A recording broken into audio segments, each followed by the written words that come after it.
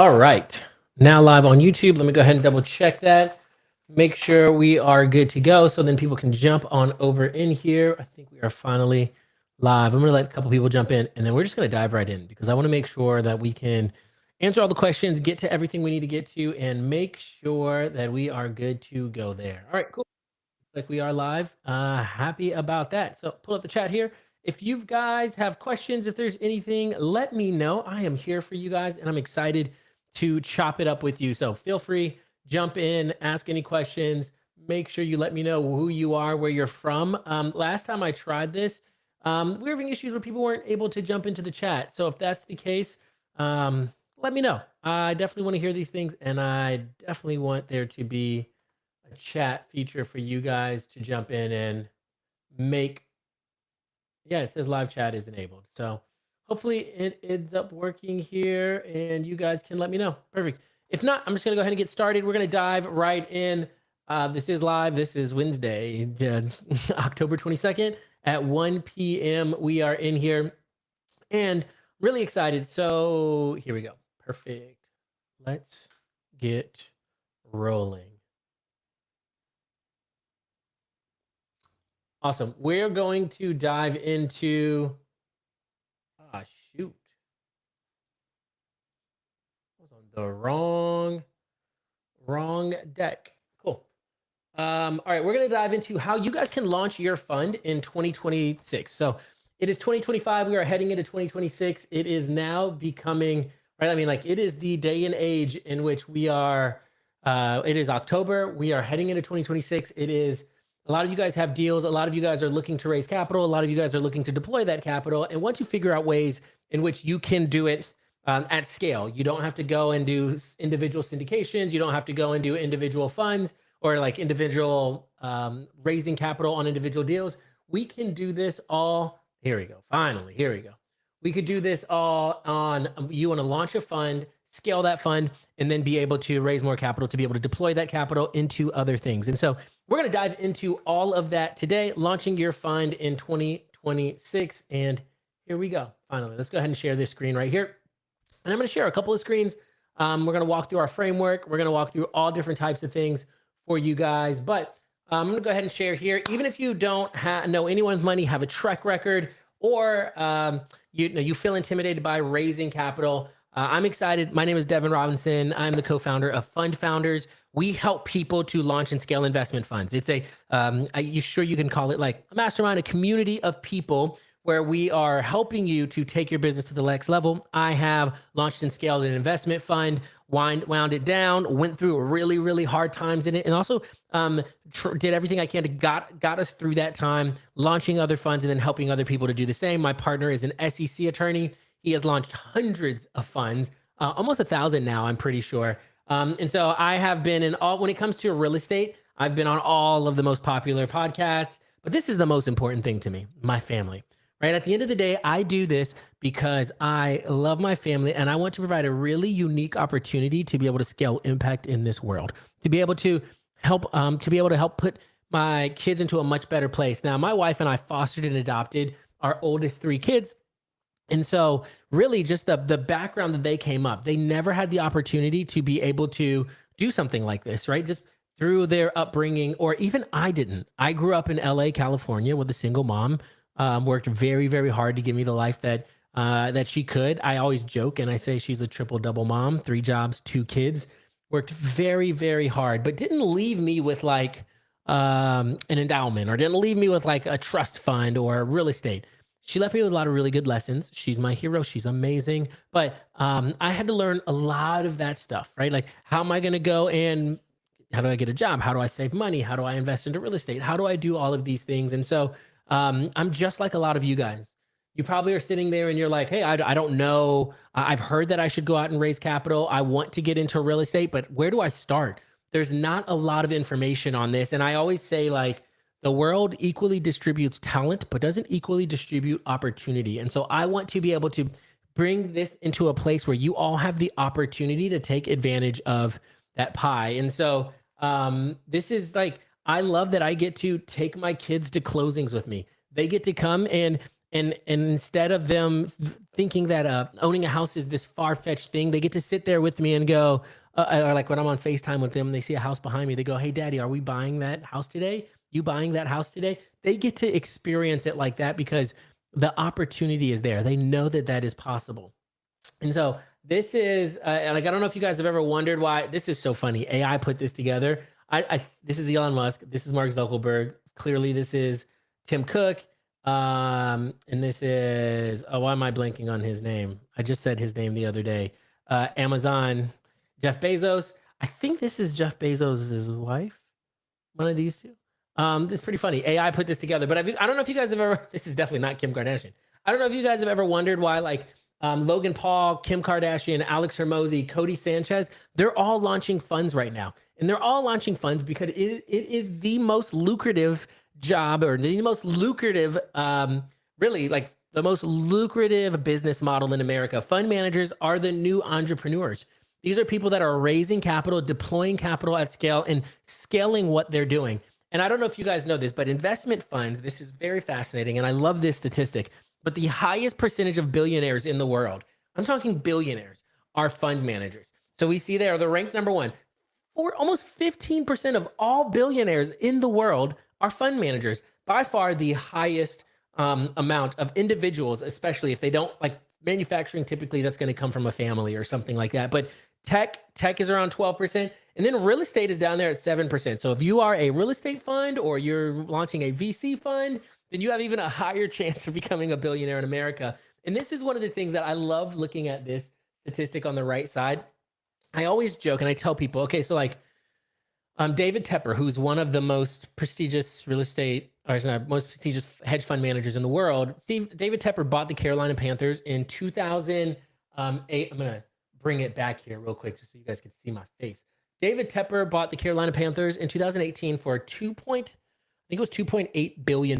He bought the Carolina Panthers, the Charlotte FC, which is the Charlotte Football Club, bought both of those, played at Bank of America Stadium, bought both of those for $2.8 billion. Last year, David Tepper's take home, not like his like net worth, his take home was $3.2 billion. $3.2 billion. So literally the take home of David Tepper from what he took home could buy the Carolina Panthers and Charlotte FC in 1 year. And so he did. And then I also joke about Ken Griffin, who was the founder of Citadel, which is a massive hedge fund as well. Last year, his take home was $4 billion. That is $1 billion a quarter. Every quarter, he took home $1 billion with a B, not an M, dollars. And so this is the most lucrative, field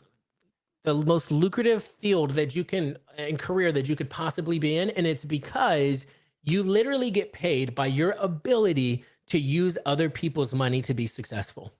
And so in funds, whether that's real estate, you buy a property, or you flip a property, or you scale a multifamily, and then either you refinance it or whatever, you're using other people's money, and then you're able to put that into some asset class and scale what you could normally do by yourself. Maybe you've got a track record of things that you've done historically. Maybe you're a really successful fix and flipper, or maybe you're a really successful, you have access to a lot of really good deals, or you have access to a lot of early stage businesses and you want to start a fund. Then this allows you to be able to take money, pull it together legally and compliantly, and deploy that capital into things that fit where you specialize in to scale that up. And then you are the direct beneficiary from equity and from a returns basis, while your people get returns. And so we're going to dive much, much deeper into all of that today. And I'm going to share with you guys my exact framework on how you guys can do this. So let's see here. What do I got next? So when I started this, I started with our own money, right? Like, we are a company, we are using our own money to do fix and flips, to do more wholesale deals, to buy more rentals. Then I started using other people's money, which is me going to private lenders and saying, hey, I will give you 8% annualized on your money, this, or that. But I started finding that became fairly cumbersome, because I'd be like, hey, we need this to close on this property. And they'd be like, well, I'm on vacation. And I'm like, well, this house is going into foreclosure. I kind of need you to wire this money in.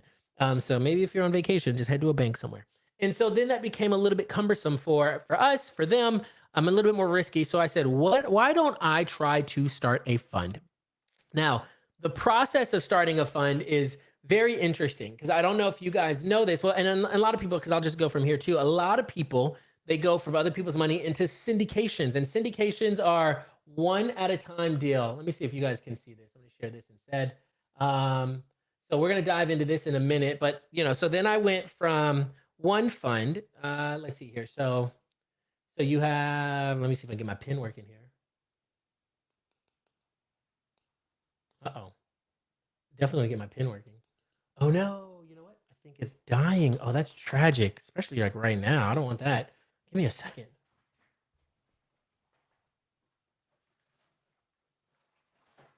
Let's see if I pulled the right cord here. Hopefully I did on the first try. I did on the first try. Let's go. Okay, cool. So we'll talk about this in just a second, but you could go from, I'll go back to sharing the screen over here for now. You can go from a fund. So you go from borrowing people's money. Those people's money goes into the deal, and then you form a syndication. A syndication is a single asset syndication. It is because of, we'll talk about this a little bit later, you legally cannot pool money together to invest into one thing.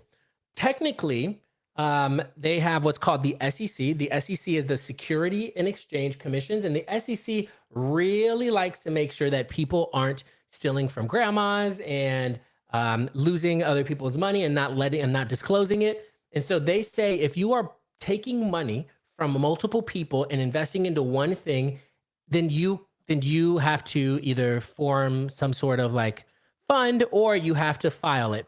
So ultimately, what ends up happening is we have to look at what's called a security. So I'm just gonna have to type all this stuff out because I want to make sure we're tracking together on this. So a security, holy schmoly, let's go here. A security, what is a security? A security is when you take money from somebody. So it could be anybody, right? Oh, you can't see this. A security is when you take money from a person. I was gonna write this down, but my pen's not working. Take money from a person and they are passive. So that means that they have no involvement in the deal and they expect a return. That is a security. By nature, it could be from one person in general. You take their money, they are passively investing in that money in you, and they expect a return. They have no active involvement in it. They expect a return. That is a security. By nature, that is what the SEC, which is the Security and Exchange Commission, dictates what a security, that's what a security is. If you are operating in there, they want you to file it. They want you to have some sort of disclosures. They want you to have things that say that. Now, a lot of times why people can get away with having something like this and not having to disclose it like in a real estate deal, it's because, man, I can't write on this thing right now. That's okay. It is because they have some sort of promissory note. So if you guys are borrowing money from people and you're attaching it to one property, you probably are putting together like a promissory note that says, hey, you are giving me money. It is securitized, right? Like it's secured by the property. So you give me money, secured by a property, and we have disclosures on a contract that state, I am going to give you this money. This is the stipulations of the deal. This is what you can expect in return in this timeline. If you've got something like this, and let's just say it's with one person, you have something like this with one person, then that typically is going to be okay. But let's say you start putting in two people, that's not too bad. You have somebody in first position and second position. But as soon as you start getting into three people, that is a big no-no with the SEC. They don't want you taking multiple people and putting them on a deal together because now it looks like they have no involvement on it. They are not actively investing with you on this deal, and that looks very close to a security. And so we want to stay away from this so you do not get in trouble. So my goal today is to help you guys to understand what is a security, how do you guys stay out of trouble, and how do you guys make sure that if you want to start a fund, what that entails. Because a lot of times too, people will, so you've got funds, and we'll talk about this, and then you've got syndications. Okay, funds, man, I really wish I had my pen. That's okay. Funds are multiple assets, right? Actually, multiple purchases, typically it's going to be in the same asset class. Typically it's going to be something like a you'll have in your fund, you'll have, hey, the stipulations are multifamily properties in the southeast of the United States, or fix and flip properties here, or deep tech companies within deep tech early stage startups. Whatever you want to do, that's what a fund would be. You would take money, pull it together, you would do a raise, and sometimes it would be over a period of time, or sometimes it'd be open-ended. We can talk about that stuff later, but you would have that for multiple purchases, or you would have a syndication. A syndication is a single asset. So you would identify what that asset is. As you identify this asset, you typically would put it into an LLC structure. You would identify that asset and you would say, I am raising capital specifically for this deal, only this deal. I wonder if you guys can see my face. The chat's not working, which sucks. Let me see if I can like change this at all. Community, it just sucks. All right. Anyways, doesn't look like the chat's working. So and if somebody can just test it out, maybe just like type a random letter, then I know it works. That would be fantastic. But it doesn't look like the chat is working. But with a single asset, you can totally you pick out what that is. This is far easier to raise capital for, because you've got one asset,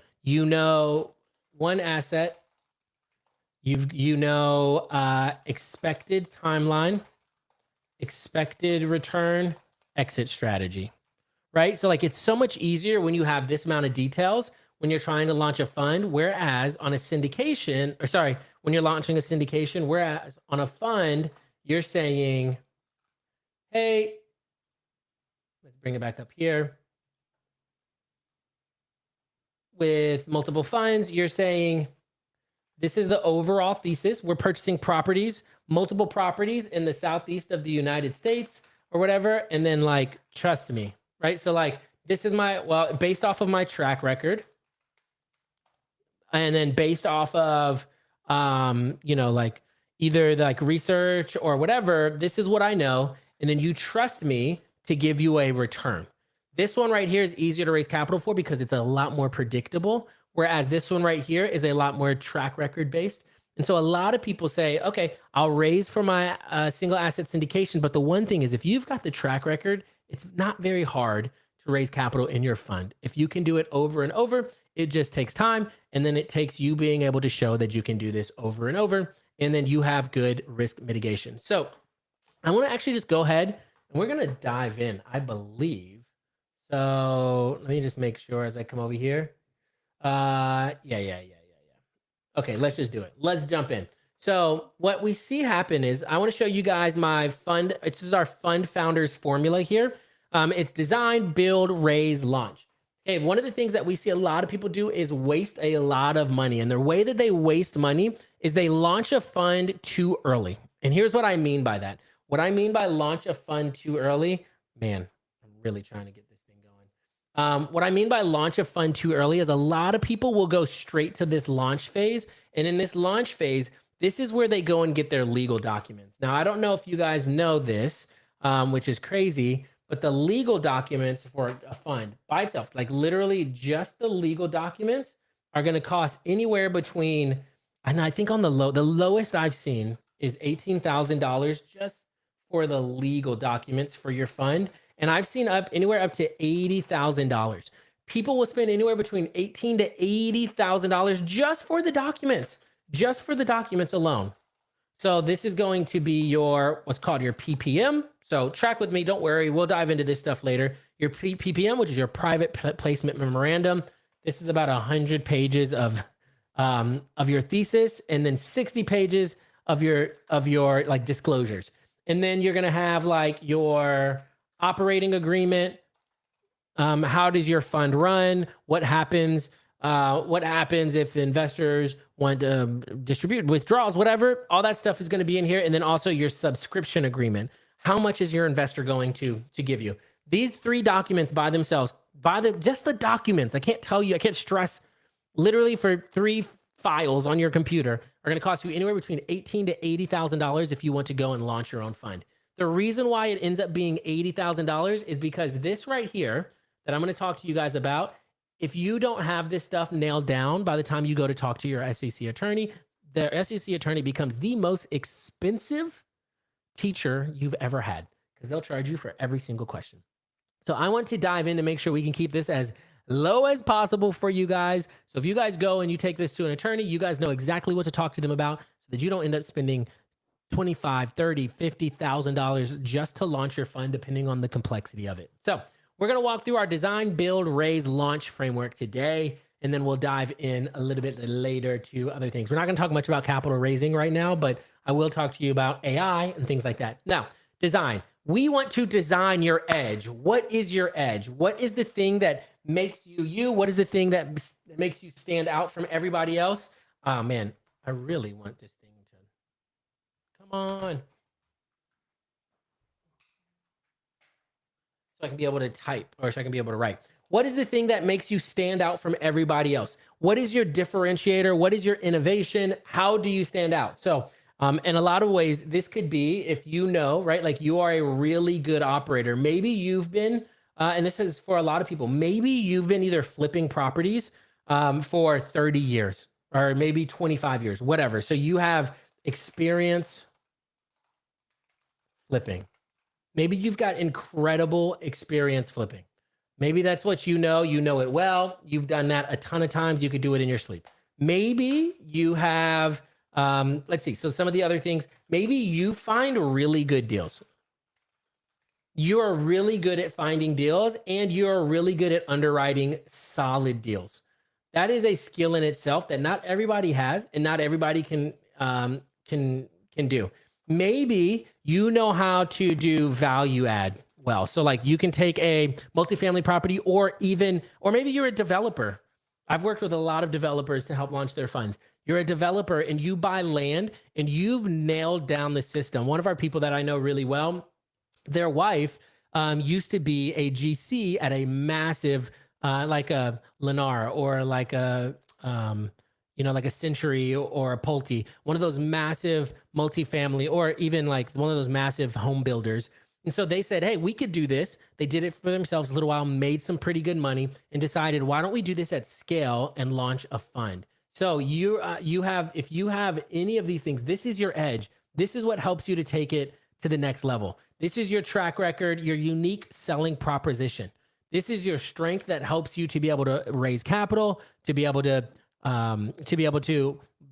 run a good business that you can then put investor money behind and be able to scale that up. So you want to design and define your edge. This is really important. The next thing, what is your thesis? So for you, this could be anything. Like I said earlier, this could be that you are building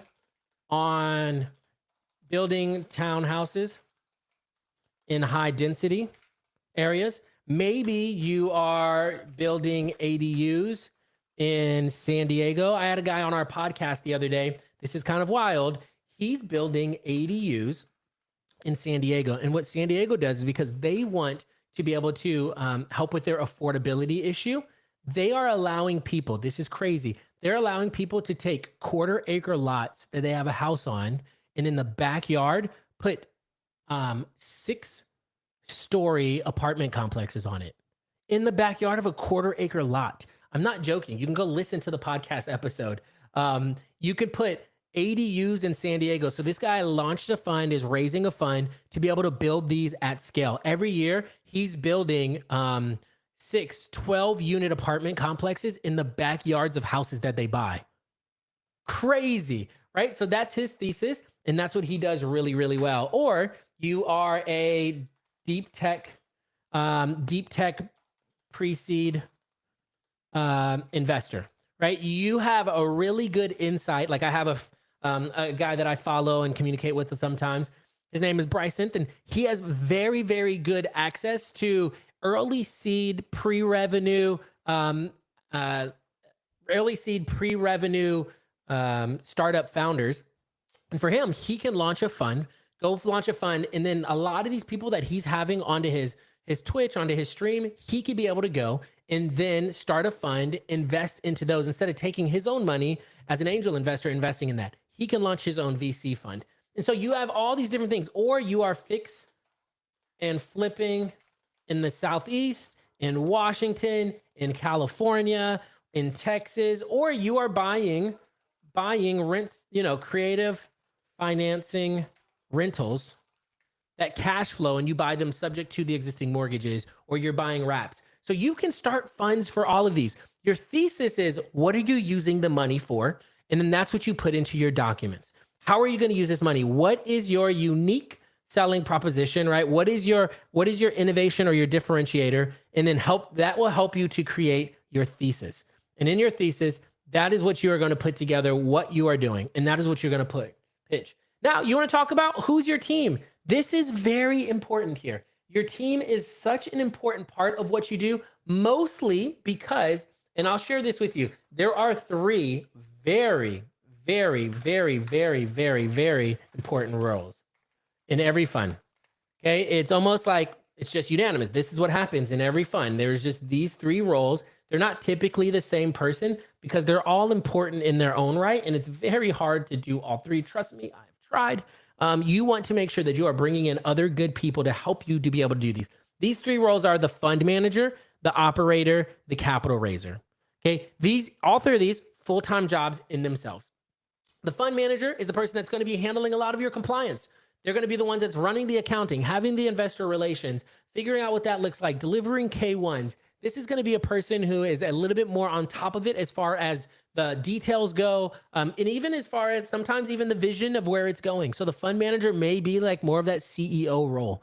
Oh my gosh, my dog scared the mess out of me just now. The CEO role. Then you have the operator. The operator is the deal finder, and this is a very important role. This is a role that could be the deal finder, but this also is the person that's managing. Oh man, I need my pen. This is also the person that's managing the teams and crews, right? So like you've got crews. This could be a really good project manager that knows how to manage teams and crews really well. Or this could be the person that's going out and doing the due diligence, right? Going to do the due diligence on the deal, knowing exactly what to look for. Man, I'm a terrible speller, by the way. Knowing exactly what to look for, knowing exactly where the deals are. This is the deal finder. They're going out and they're going to the meetups. They're going out and they're doing the research. This is the operator. And then you have the capital raiser. This is the person that gets the money. Now, there's a very, very important thing for you guys to remember here. I can't tell you actually how many times I run into people that do this. Do not, I repeat, do not, this is very important, especially with the SEC, do not raise capital for other people's funds. This is a major, major, major, major SEC violation. And I can't tell you how often I see it. People are raising capital for other people's funds and they're not licensed. You have to be licensed in order to raise capital for other people's funds. So this is going to be a series 7, series 66. But also this is kind of interesting, or a series 65. If you get a series 65, you don't need to get a series 7 or 66. It combines those. But anyways, you need to have either a series 7 license. These are registered investor advisor licenses, or broker dealer licenses that allow you to broker capital to the fund. If you do not have this license, you either need to be a part of the GP, which is the general partnership, which is what we're going to talk about in just a second. We will get there over here. But you either have to be a part of the general partnership or the management of the fund, or you have to be taking a salary for that position. So you cannot receive a commission for raising capital for a fund. Very important to know, very important to keep in mind of, very important to understand here. And then a lot of times too, what is your mission? For me, I have found that people want to be a part of something bigger than themselves, especially if they already have money. If somebody already has money, then what they want to do is, sure, they're not trying, a lot of times they may not be trying to make more money. They want to preserve and keep their money. But if they have a lot of money, they want to make an impact with their money. And so sometimes if you have a mission, the mission ends up being what gets those people in the door with you, helping you to raise, to launch and scale your fund. So the mission, I'll tell people, I'll say, sure, this will help you to like this is going to make you money, but at the end of the day, your money is going to make an impact, and people love that. So if you can attach a mission to what you're doing, you get people who are willing to be a part and support what you're doing, not just about the money.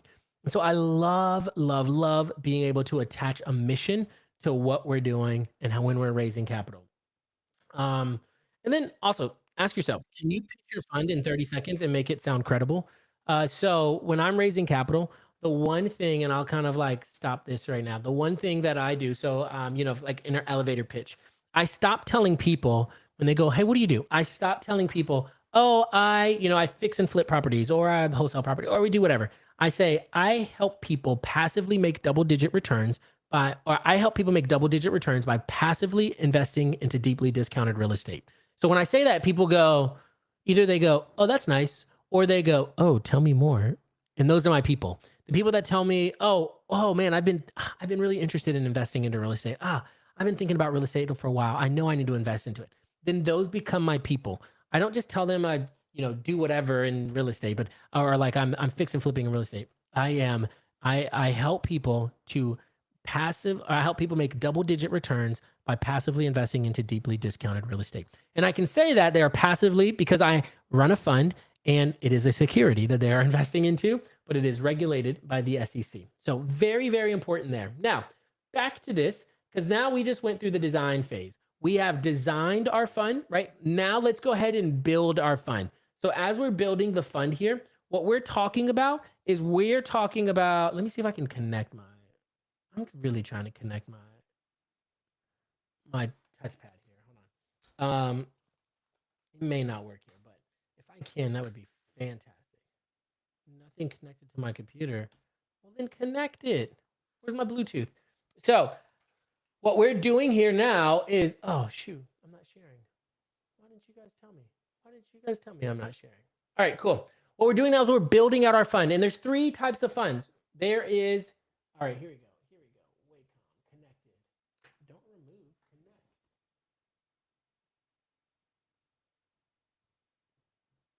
If this doesn't in like 2 seconds, then connected. Let's run it. Still not. It's dead. That's okay. All right, so what we're doing here, so now we're building out our fund. There are really 4 main types of funds, but 3 here. So you have the syndication, which we talked about. The syndication is that specific deal structure, one asset, one deal. Fund, pooled vehicle where investors commit capital upfront and deploy it across multiple deals. And then you have what's called a fund of funds. So this is really interesting. I like the fund of fund model depending on like what type of operator you are. Maybe you have I'm going to go ahead and because I can't type this out, but maybe you have a lot of really rich friends over here. Maybe there are a lot of doctors, lawyers, you got a good pool of friends over here, athletes, whatever. And then you are very, very interested in doing the work of going and finding deals and finding good operators. And maybe you're already connected with them. What you can say is hey, I am going to, bunch of my friends over here, I have invested into some of these deals. I know some pretty good operators. Would you guys want to invest with me? You start a fund of fund or a SPV, special purpose vehicle, and you say, I am, you guys send me the money and I'll invest with these people. We'll invest into the fund and I'll invest with these people. And so essentially what that is they're giving you money at 8%, and then you go and lend it out into these other funds at 10, 12%. And then like as a part of the upside of the profits or whatever. And then you then go, all right, guys, the deal went well. It was awesome. It was so much fun. Here's your 8%. And then you keep the difference between the 8% and the 12%. And so fund of funds are great so that you can manage that fund. You can manage the capital that comes in, and then you can invest it into other deals. A lot of people like doing this so they don't have to go and start their own fund, be the operator of it, but they can go and invest into other good operators. Now, very important here, we're going to talk about what the different type of funds that there are. So Reg D is probably the fund. This is the most popular model. This is what probably about 90% of all funds are Reg D. So yep, 90% of all funds fall into the Reg D model right here. Regulation D, this is unlimited capital. You get accredited and non-accredited investors. We'll talk about that in just a minute. And then you run into things like Reg CF and Reg A. Reg CF is if you've seen like I know you've probably seen Grant Cardone be like, "Oh, raise capital with me, only $500," and he's marketing it, and there's a bunch of people in it, and he has what's called a Reg CF, which is a Regulation CF crowdfunding fund. They're way more expensive. They cost about $100,000 to set up, but they allow you to go to the masses and take really small check sizes. And then you also have like Reg A, Reg S. So there's all these different types of funds, but 90% of all funds fall within this section right here, which is the Reg D. Now, let's talk about for a second, right? So this is very important. Reg D exemption is the most common fund here. Now, the big difference here is people talk about what is a 506B or a 506C. I like to think about 506B as let's be friends. Oh my gosh. 506B are mostly like the friends and family type of funds where you are allowed non-accredited investors. Okay, let's dive in. Do I have that on here? I do not. Okay, cool. So what is an accredited investor and what is not an accredited investor? So I have the 1, 2, 3s of accreditation is what I call them. So you got 1, 2, 3. Okay. One is you have this is what makes you an accredited investor, by the way. One, you have a $1 million net worth outside of your primary residence. That is the one of the 1, 2, 3s. $1 million net worth outside of your primary residence. 2, you make $200,000 for the past 2 years and for the foreseeable future. Or jointly with your spouse, you make $300,000 for the past 2 years and for foreseeable future. Okay, cool. You guys tracking with me on that? Foreseeable future. So that is the 1, 2, 3s, right? $1 million net worth, $200,000, $300,000. 1, 2, 3. If you are any of these 3 things, then you qualify as an accredited investor. Now, they are moving, which is very interesting. Back in July, the SEC met about starting to put like more of like a test involved, because heck, you can be extremely rich and not know what the heck you're doing. And just because you have money, because you're a professional athlete or you came up to money, you're now automatically an accredited investor. But you have to take a test to drive. A 16-year-old takes a test and can drive a car. So like, it's just very interesting that they would do this. They did it to protect people, but now it's just become like a little bit of a nuisance. Now, 506Bs allow you to have 35. Here we go. Allow you to have, don't do that. Allow you to have 35 non-accredited investors into your fund. Okay, so 35 non-accredited investors can be in your fund. Man, this is getting wild over here. 35 non-accredited investors can be in your fund, but you cannot publicly advertise it. So there's no Facebook ads. There's no you going onto your Instagram and saying about a deal and saying, I'm going to get you this and that returns. That will get you in major trouble with the SEC. You are not allowed to do that, but it does allow you to, it does allow you to be able to, I wonder if you guys can see me. I really wish there's like a picture-in-picture, layout. Oh, it's off to the side. Let's do like this. Oh, that's nice. I like that. Okay, cool. So, do we like this? No, we like this one. Okay, cool. So the accreditation status here, you just check a box and say, no, I'm not accredited. Yes, I'm accredited. So it's much easier to get into these. Now, 506Cs, you're going to have this where you are not allowed accredited investors into the fund like this, but you can market it. You can say, hey, here's a fund we expect, and you still want to be like general. You don't want to give guarantees or be very like exact with it, but we say you can expect these type of returns. You can expect this or that, and you can market that fund however you'd like on social media, on Facebook, on YouTube, on whatever. You can market that fund, but there is an accreditation process they have to go through. And so that makes it just a little bit more cumbersome, but that is what it is. So you've got Reg D, 506B, or 506C. This is what 90 to 95% of all funds that are established are going to land in here. Now, the next thing that we want to go ahead and build is how are people going to get paid? How does this happen? How do people get paid? And so, especially when it comes to real estate funds, there are two types of funds. There are debt and there are equity funds. Debt funds are mostly you're raising capital on a fixed rate from investors. Hey, Mr. and Mrs. Investor, we're giving you 8% flat. That is it. Equity investors, a lot of times, are going to have what's called preferred returns.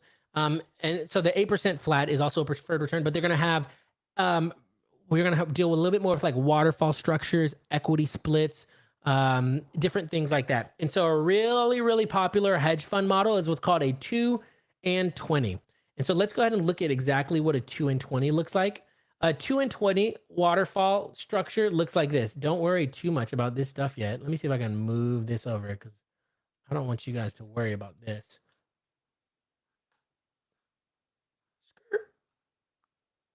Yep. Okay. So your waterfall structure looks something like this, where you have what's called either a management fee or a catch up. And this is where the money starts being made for fund managers.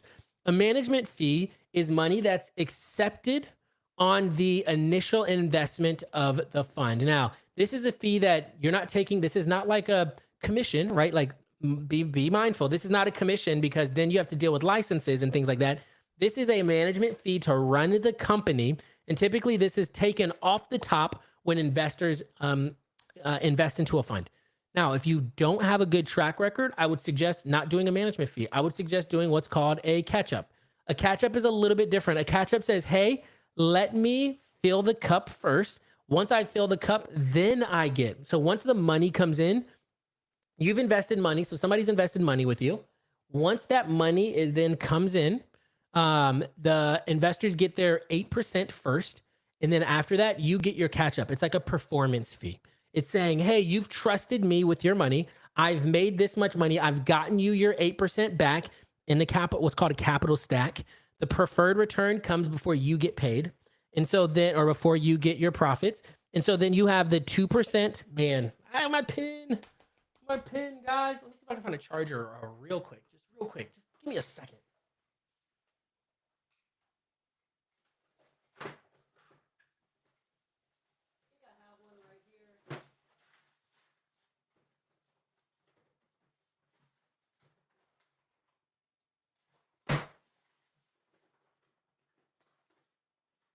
All right, I found a pin.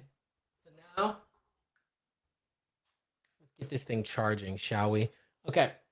It should come back to life soon for us. Maybe, hopefully.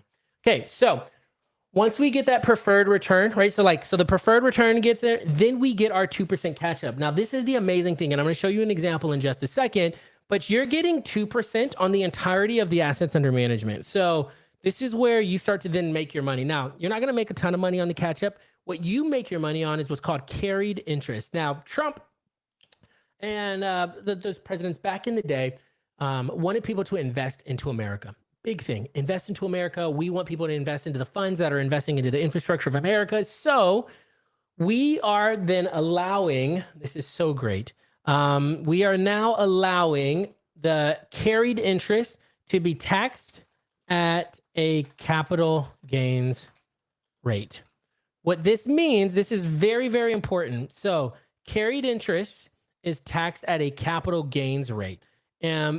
For your investors and for you, we want to incentivize people to invest into America.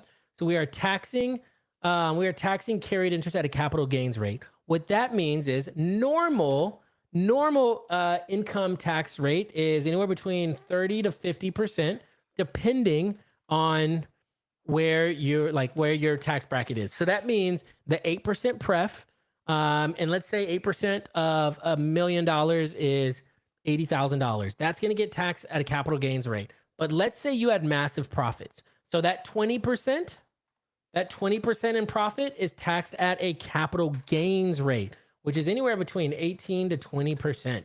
So now the majority of the money that you make in a fund or the majority of the money that your investors make are taxed at about half the rate.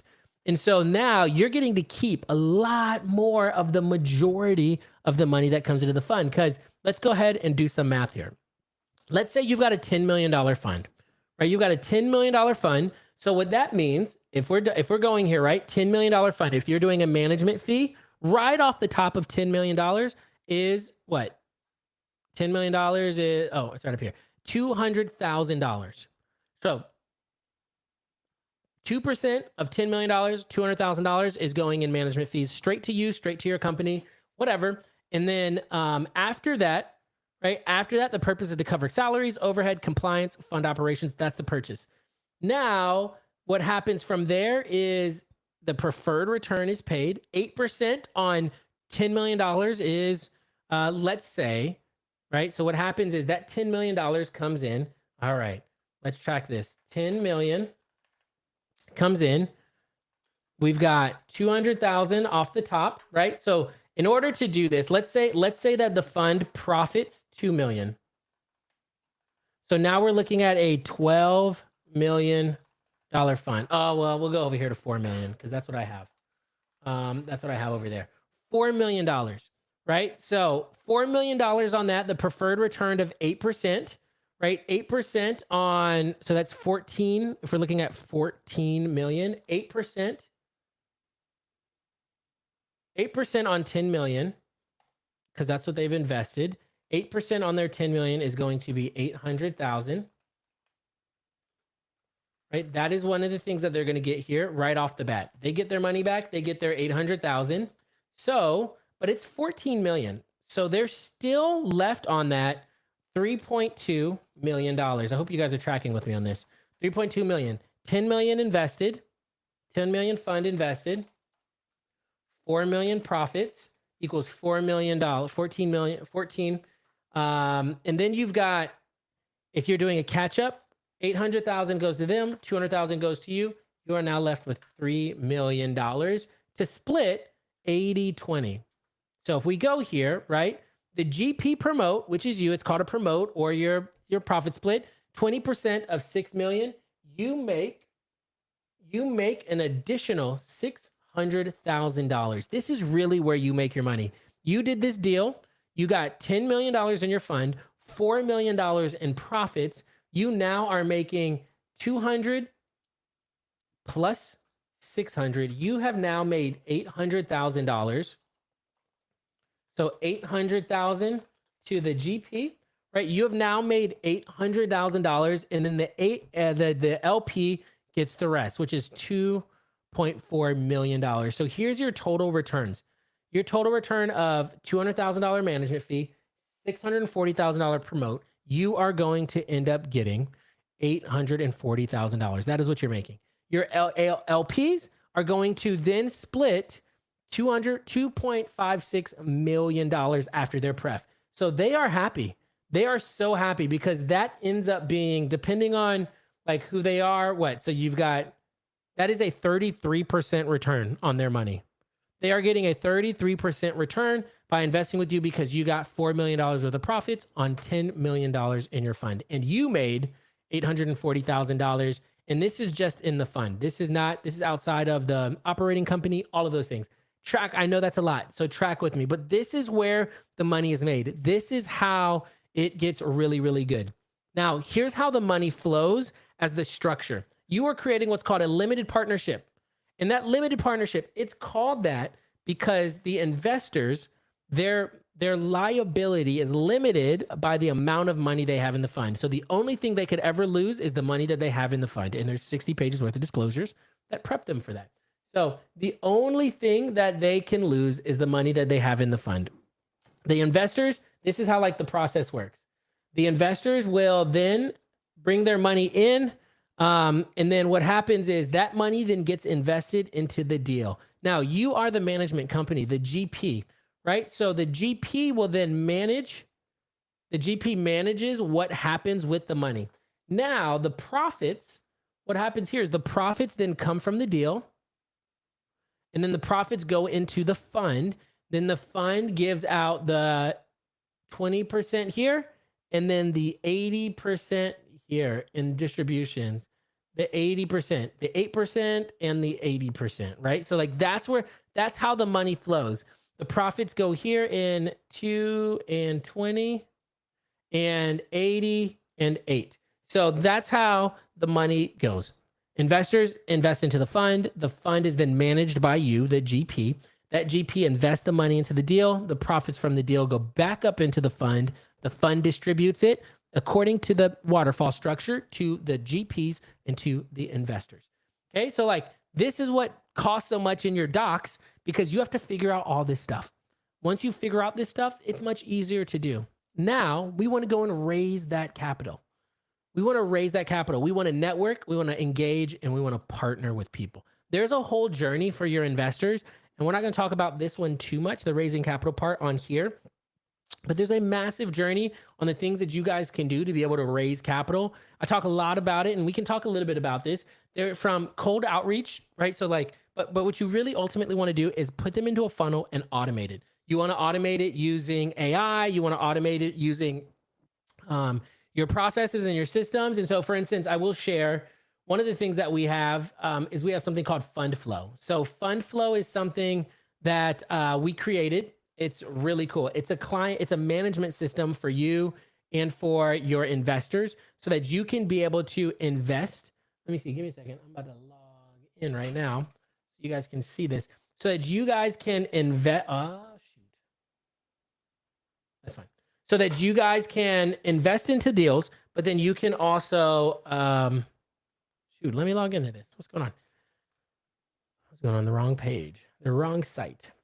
Okay. So what happens here is this program allows you guys to track all of your investors, track how much capital you guys have raised, the investors you have. It allows them to log into a portal. It allows you to be able to email them, track them along a process, automate it using AI templates, all sorts of things to be able to get them onto the right track, even like workflows in your AI, like AI workflows so that it makes sure that it says, hey, this person needs to be hit up here. This person needs to be hit up here.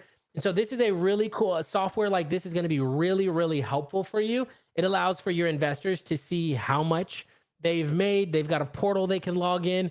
It's a really, really, really good. And it even manages like their distributions, your private lender loans. If you have private lenders, the loans that you have with them, this helps you to manage all of that. And so having a system like this is going to be so important when it comes to follow up, making sure people go along your process and making sure people are being hit up with. And so you want to raise the money first. So one of the big things I want to say here is a lot of times people think that you need to launch your fund first.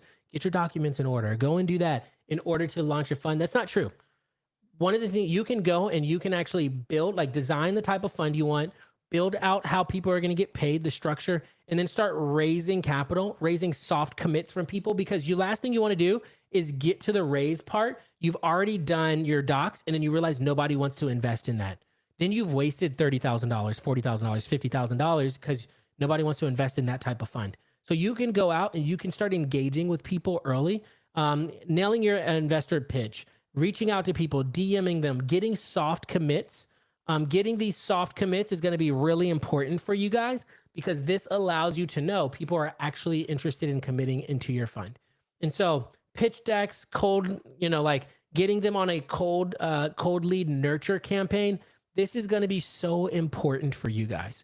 And then put together your documents. You've got your PPM, your Form D, your Blue Sky. We talked about some of that stuff, the operating agreement, all of those things. And there's a lot that goes into it, but you can totally do it. It's not something that is outside of the norm. We help people do it all of the time. And so having systems like Fund Flow, being in things and learning is going to be your main things. Now, I hope this has been very helpful for you guys, because now what I want to do is I want to go ahead and tell you guys exactly like how you can do that. So I started a thing, me and my SEC attorney, we started a thing called Fund Founders. And in Fund Founders, we help people launch and scale investment funds. So if you want to start a fund, we help people launch and scale investment funds, and we help you to, really, it's a full fund launch accelerator. We are going to help you, handhold you, but then to build, design, raise, and launch your fund. We've got a course where you can look at bunch of modules to be able to walk through that, do it on your own, or I will do it with you one-on-one, helping you with that process. That is what I would do with you. We also will do your legal documents for you. All of your legal documents done for you. You do not have to go to an SEC attorney. We will take care of that. And let's say that's on the small side, the $20,000 side. We will do your docs for you, help you to structure it, make sure that we handhold you through the process so that you can launch and scale your fund on autopilot. We will also give you that CRM I showed you. You're going to get 2 years access to that. 2 years included in that. Automated investor pipelines, AI deal summaries, compliance safe outreach. So you don't have to worry. Can you say this? Can you not say this? All these different types of things, pitch decks built out, everything in that system for free included. We also will give you weekly coaching in our community of other fund managers.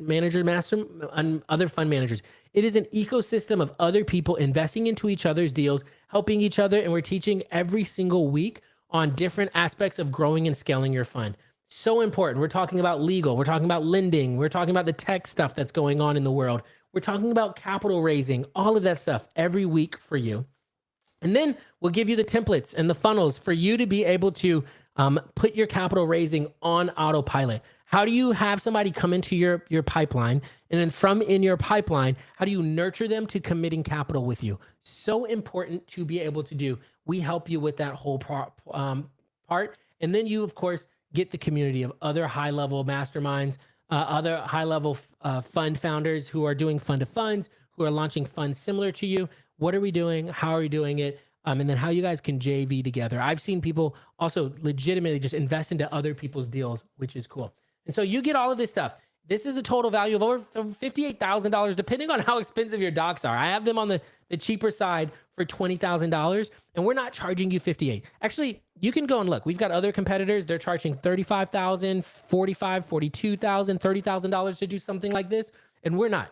We only, for all of this stuff, all you have to pay is one time of $25,000. For $25,000, you get all of that. For $25,000, you get the Fund Launch Accelerator. We help you with with launching and scaling your investment fund. You get the legal docs, the compliance. You get all of that stuff. And then, so what I'm going to do is I'm going to go ahead and you can either, honestly, you can either DM me directly, or you can go to this link right now and fill out the form on the site. I'm going to put it in the chat here, but this is wearefundfounders.com/apply. If you go here and fill out the form, I will meet with you personally. We will go through what are your goals, how soon do you want to launch your fund, what do you want to do with all of this, what are your goals, and then we can walk through launching your fund for you. So for $25,000, you get all of that. You get your documents, you get access into fund flow, which is amazing. I mean, just going straight in here, it's so cool because you've got of course, you've got the investor pipeline. You've got the private loans that you could take a look at. You've got the different aspects to this. You could do your distributions in here. You could do, what is going on here? You can manage your investors, the communication with your investors. You can send out emails for your deals. So if you had your deals, right? So you've got active deals right here. Oh man. First of all, we actually are entering into the beta. We're actually launching our MVP on this on November 1st. But you also get access to all of this stuff. I will help walk you through all of these things and help you to launch and scale your own fund. You're going to get access to a course that walks you through every single aspect of launching a fund. How do you do that? How do you feel like you are launching the fund, know exactly what you're doing, and then not wasting time and then even wasting money going to an SEC attorney that's going to charge you for every single question you ask? I'm going to help. My partner, Seth, is going to help. We're going to walk you through the entire process of launching and scaling your investment fund. And so I'm excited. If you guys have questions, feel free to reach out to me. That can be on Instagram. That could be on anything. You will have direct access to me with something like the Founder Circle. That will allow you to, I mean, for real, you'll have direct access to me. You'll be in our Slack channel. You'll be, heck, you can have my cell phone number. I will help walk you through launching and scaling your investment fund. And so I'm excited. I know I don't have the chat's not working, but I will run through some frequently asked questions that people have sometimes had. so that you guys can know, because I think it's important for you guys to know. So I'm going to go ahead. Sorry, I didn't know. I just got a message. So I'm going to go ahead and answer some of the questions that people have when it comes to frequently asked questions. So some of those are going to be, let me see. Do you need to have a track record or be a big operator to launch a fund? You don't technically have to. You need, more than anything, you need structure, you need clarity, you need a strategy. You don't necessarily need like a Wall Street resume. You need structure, you need clarity, you need strategy. This is going to help people know, hey, like we can be able to launch and scale a fund because we've done our research, we know exactly what's going on, and we've been able to either partner with good people, or we know great operators. We've had members launch funds around real estate portfolios, private lending, and even business roll-ups. And that's why you start the build and design phases, because it helps you to create a credible foundation before you start to raise. You talk about what your thesis is, you talk about the strategy, you talk about all that stuff. People also ask, can I launch a fund without paying $30K in fees? Absolutely. That's what we're here for. Fund founders with fund founders, that's what you want to do. The biggest mistake new fund managers make is paying for docs before the validation phase. We want to be able to help you with that. Is it legal for you to do? Yeah, everything we teach is SEC compliant and attorney reviewed.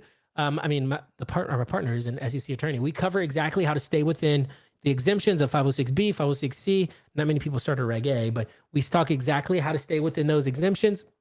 Some people ask, I don't have a list of investors yet. Is this still going to work for me? Yes. This is exactly, you are exactly who this is for, if that's your question. We help you identify how to build your warm 25, which is what we call it, your first 25 investor relationships. Plus our CRM, FundFlow OS, helps to automate follow-up and attract the right investors through relationships-based communication, not just cold pitching people. One quick question we get a lot of people ask, how long does it take to launch a fund? It depends on your deal, like how ready you are, and then your investor list. Most of our members go from concept, soft commits to fund launch in about like 90 days. So it's very doable to launch your fund in the next 60 to 90 days. If you guys jump in on it, we're going to get done with your docs pretty quickly. But how quickly can you raise that capital? How quickly can you dive in to do the things you need to do? How quickly can you identify the deals that you want to do?